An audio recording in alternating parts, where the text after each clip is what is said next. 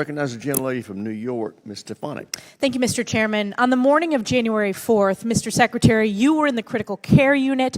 The acting Secretary of Defense was vacationing in Puerto Rico, and President Biden was unaware that you were not in the chain of command.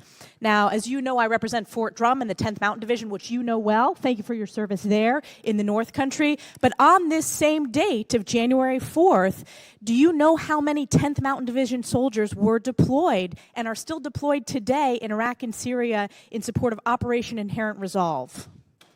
I know that they are deployed. I don't know what the number is. It's just over 2,500. And on January 4th, at approximately 4 a.m. our time, the U.S. carried out a significant strike against a senior Iranian-backed leader in Iraq, correct? That's correct. And because President Biden did not know you were outside of the chain of command during this U.S. strike, if Iran or its proxies in Iraq or Syria had carried out a retaliatory strike against 10th Mountain Division soldiers, the president's chain of command would have and could have broken down, potentially delaying presidential orders to protect lives of American forces, constituents that I represent. Do you understand why this is unacceptable to the American people and to those military families? Well, thanks. First of all, I would say that when we're attacked, we have the right to defend ourselves and respond immediately if it's a local attack. If a strike is warranted, then recommendations need to be provided to the president. Those recommendations come through from me, and after I've consulted with the chairman of the Joint Chiefs and also the combatant commander. The deputy secretary would have done the same thing, and she has all of the capabilities and situational awareness to do that. Except the president wasn't aware. The president of the United States was not aware that you were not in the chain of command. So God forbid there was a retaliatory strike. Yeah, that would have caused potential delays, and it is unacceptable.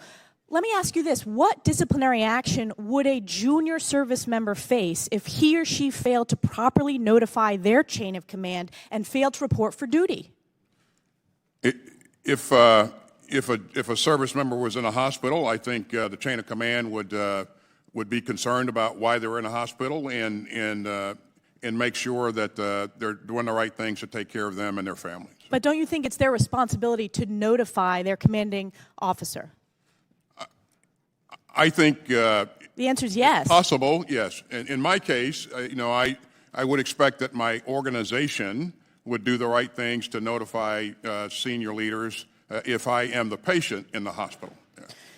It is unacceptable, and you have admitted as such that there was a breakdown in communication with the President of the United States, and I highlight the exact time, 4 a.m. January 4th, when you consider 10th Mountain Division soldiers and the potential for a retaliatory attack. That breakdown is unacceptable, and you said something very important.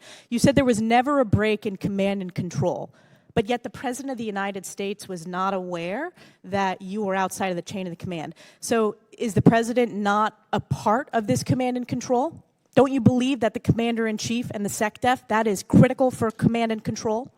He is clearly at the top of the chain in terms of command and control. But what's important is that we provide him with credible options and that he can pursue to address any situation. And it would have happened in this case because... Except he was unaware. So what's important is the President was unaware of this breakdown in command and control, and you were not there in terms of who he would hear from. Time's expired. Chair, I recognize the gentleman from Massachusetts.